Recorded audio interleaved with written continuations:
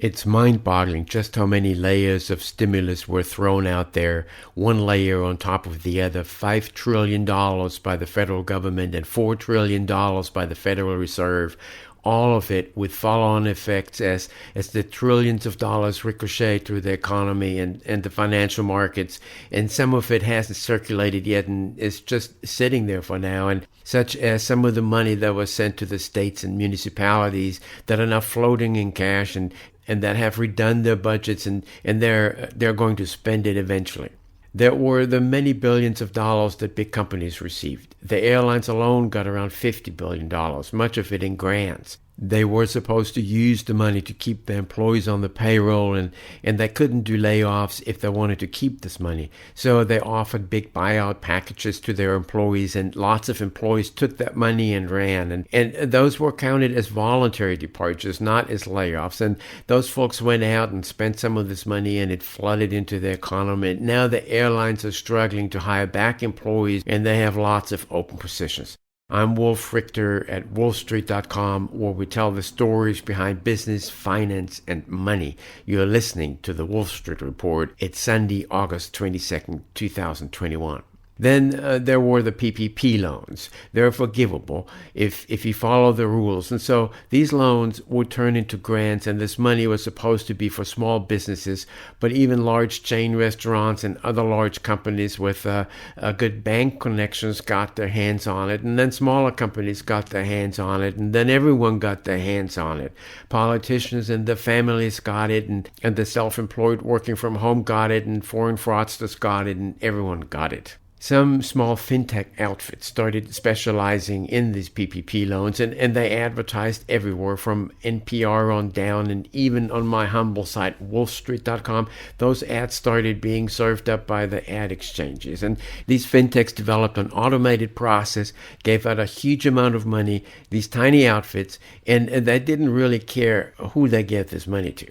And some of this money was used to keep employees on the payroll, and it kept some companies alive. But some brave economists have checked into the matter and found that the PPP loans didn't, in fact, save many jobs, and that the money was often handed to businesses that would have been okay without them.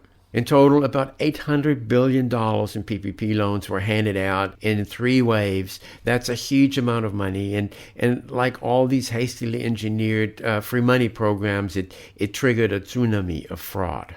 Then there were other emergency loan programs from the government for small companies and not so small companies.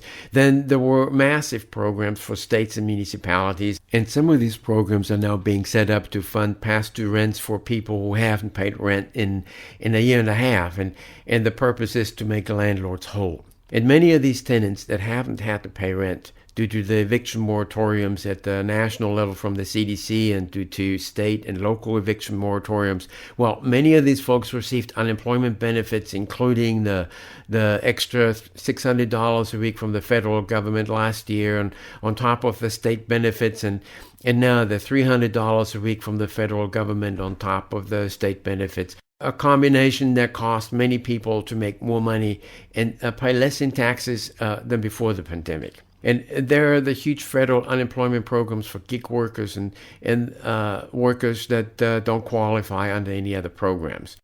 These weekly unemployment benefits and top-off benefits from the federal government on top of the state benefits, well, they were explicitly designed to allow people to pay rent and health care. But then the eviction moratorium set in, and people didn't have to pay rent, and they were essentially living free of housing costs and getting the extra unemployment benefits. And suddenly they had a lot more money to spend on cars and consumer electronics and all kinds of other stuff than they had before. And they used some of this money to pay down their credit cards, and they used some of this money to catch up with their auto loans, and they spent a lot of it, and they contributed to the historic spike in retail sales and consumer spending on durable goods and non-durable goods. It was and still is a huge, massive gravy train. And now the back rents are going to get paid by taxpayers to make landlords whole and to get tenants off the hook after they'd spent their state unemployment money and their federal top-off benefits on other stuff.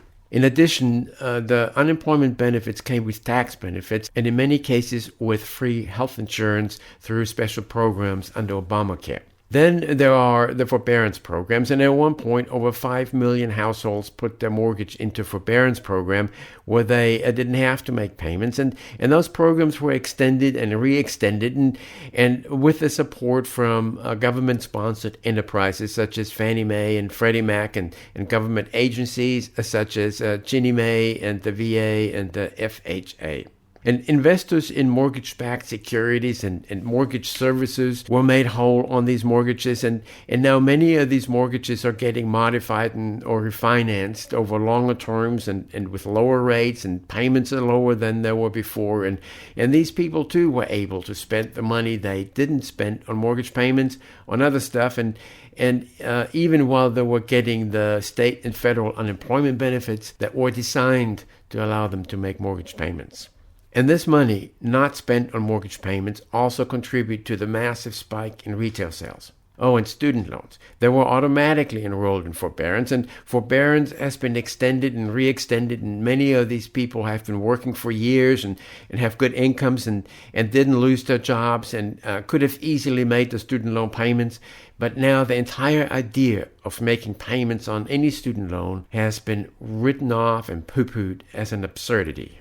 These layers of money on top of layers of money, in form of money received from the government and in form of money not spent on rent and mortgage payments or student loan payments, could be spent on other stuff. This came on top of all the money businesses got, from large corporations to the smallest outfit.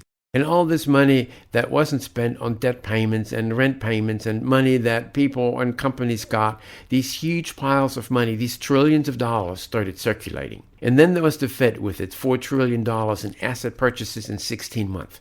The Fed was and still is a huge, relentless buyer in the markets with the purpose of driving up housing prices and housing costs and the prices of stocks and bonds and other kinds of speculative instruments. And the purpose was to make asset holders, meaning the people who are already wealthy, a lot wealthier. And the asset holders booked huge gains on their bets, and they too started spending some of this money. Well, maybe not actually spending their gains by selling the assets, but borrowing money against their inflated assets and then spending those borrowed funds. And they bought all kinds of stuff, from fancy houses to high-end trucks, and there was a huge boom in prices of fancy houses and high-end trucks and other stuff. And since these folks didn't really care how much they paid because it was just easy come money, they sent prices rocking and rolling. The Fed thereby, very purposefully and with utmost precision, created the biggest wealth inequality ever. It made the wealthy a lot wealthier, but people who have to work for a living suddenly have to pay a whole lot more for stuff they want to buy.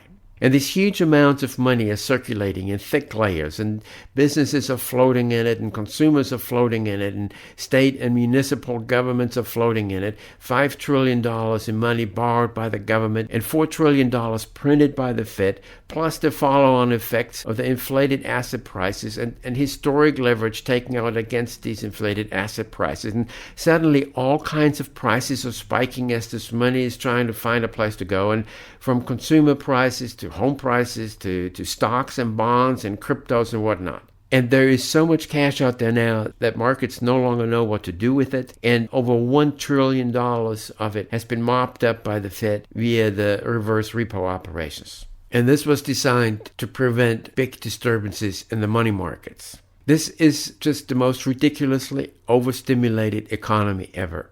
And markets have gone nuts. And prices are going nuts. This overstimulation continues even as inflation pressures are bouncing through the economy, with price spikes backing off here only to pop up there. And no one before has ever seen an artificially pumped up monster like this before. No one has any historical guidelines on how to deal with it. The Fed will trim back its stimulus, but it's already too late. And it will be too little and too slow. I'm Wolf Richter, the head honcho at WOLFSTREET.com, where we tell the stories behind business, finance, and money. Thank you for listening to the Wall Street Report.